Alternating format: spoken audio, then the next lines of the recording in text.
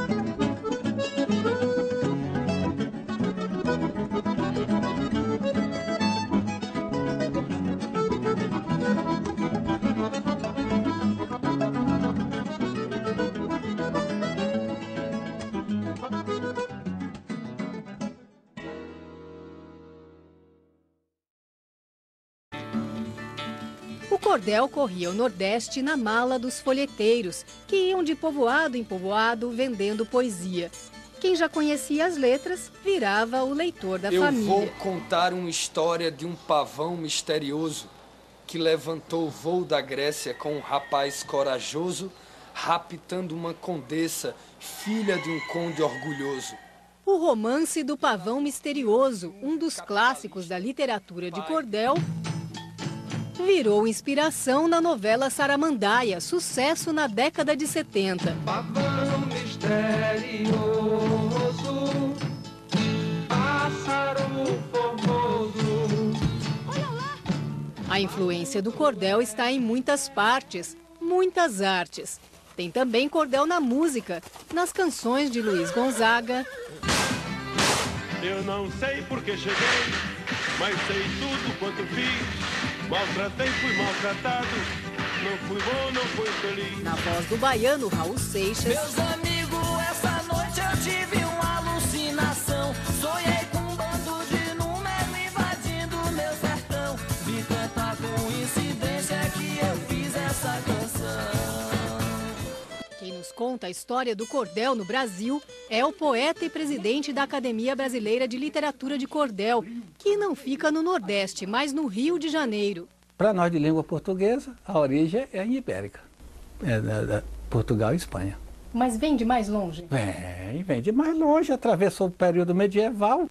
É bom lembrar que aqui no Brasil, o cordel chegou realmente em Salvador. Chegou em Salvador na mala dos nossos colonizadores portugueses. Dali é que se irradiou pelos outros estados do Nordeste. Se irradiou na comunicação oral. Não tinha chegado escrito ao Brasil, a imprensa.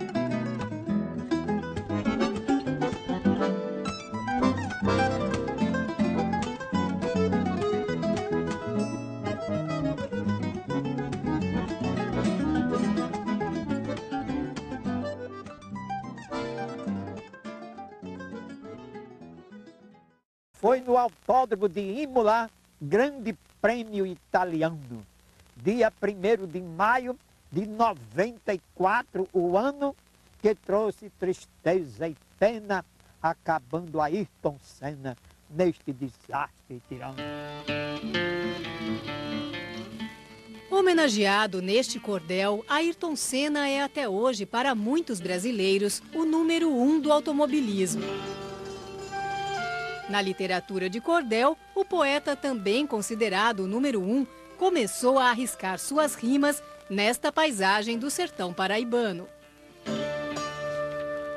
Da Serra do Teixeira saíram muitos cantadores e poetas. Segundo alguns pesquisadores, a região é o berço da literatura de cordel. E se este é o berço, o pai é Leandro Gomes de Barros. Leandro é este bigodudo aí, descrito pelo folclorista Câmara Cascudo de um jeito carinhoso. Baixo, grosso, de olhos claros, o bigodão espesso, cabeça redonda, meio corcovado, risonho contador de anedotas, tendo a fala cantada e lenta do nortista, parecia mais um fazendeiro que um poeta, pleno de alegria, de graça e de oportunidade. Mas como será que Leandro Gomes de Barros, de família iletrada, virou o grande poeta popular? Ione resume um pouco da história. Como ele saiu aqui do sítio Melancia, acompanhado de um padre da época, que levou-o para Teixeira aos 12 anos. Então a gente sabe que os padres são eruditos, tem muitas leituras, tem uma biblioteca. Então imagina-se que Leandro se apropriou dessas leituras, mesmo que poucas, para se escolarizar. E lá ele encontrou cantadores e poetas da época. Eles se juntavam para ler, para cantar. Ele foi o primeiro a imprimir os versos? Ele foi o primeiro a imprimir na sua própria casa, a vender na sua própria casa e a divulgar para todo o Nordeste, para todo o Brasil. Mas quando ele começou a imprimir seus poemas, a publicação se chamava simplesmente folheto. O nome cordel veio depois, como conta Gonçalo Ferreira da Silva. O verbete surgiu em 1881, por ocasião da publicação do Dicionário Contemporâneo de Caldas ao Leite em Portugal. No dicionário, cordel aparece como cordão, guita, barbante. Literatura de cordel, conjunto de publicações de pouco ou nenhum valor. Na época, os próprios poetas não aceitavam essa denominação. Aos poucos foram se acostumando. Hoje quase não se vê mais o folheto à venda pendurado em barbante, mas o nome cordel pegou. E os folhetos de Leandro viraram clássicos. Além do Cachorro dos Mortos, A Vida de Cancão de Fogo e Seu Testamento, História da Donzela Teodora, A Vida de Pedro Sem. Alguns deles temperaram a obra do morador desta casa em Recife, o dramaturgo e romancista Ariano Suassuna. A minha peça mais conhecida, o Alto da Compadecida, é fundamentada em 3 folhetos da literatura de cordel. O primeiro ato é baseado num folheto chamado O Enterro do Cachorro, que depois se descobriu que era de autoria de Leandro Gomes de Barros e era um pedaço de um folheto chamado O Dinheiro. O Testamento do Cachorro conta a história de um padre subornado para fazer o enterro de um cachorro. Veja como ficam os versos originais que inspiraram Ariano com as cenas do filme O Alto da Compadecida. Ele, antes de morrer, um testamento aprontou. Só 4 contos de réis para o vigário deixou. Antes do inglês findar, o vigário suspirou. Coitado, disse o vigário, de que morreu esse pobre? Que animal inteligente, que sentimento nobre. Antes de partir do mundo, fez-me presente do cobre. E lá chegou o cachorro, o dinheiro foi na frente. Teve momento o enterro, missa de corpo presente, ladainha e seu rancho, melhor do que certa gente. Está aí, padre, não há pressa. O segundo, num folheto chamado O Cavalo que Defecava Dinheiro, que também é de Leandro Gomes de Barros. O terceiro é baseado num folheto chamado O Castigo da Soberba, O Castigo do Orgulho, que é de um grande poeta chamado Silvino Pirauá. Leandro Gomes de Barros morreu em 1918, deixando centenas de títulos de cordel. Os primeiros folhetos traziam na capa apenas o título e o nome do autor. Depois passaram a exibir alguns desenhos feitos pelos próprios poetas ou por artistas locais, ou ainda reproduções de fotos usadas na divulgação de filmes estrangeiros. Só por volta de 1930 é que as capas passaram a exibir as xilogravuras. Com o tempo, xilogravura e poesia de cordel viraram artes irmãs. Muitos poetas são também xilógrafos. É o caso do seu Abraão Batista, que hoje trabalha na ilustração de seu próximo folheto. Seu Abraão é artista conhecido em Juazeiro do Norte, Ceará. Eu estou lixando a madeira para a superfície ficar polida.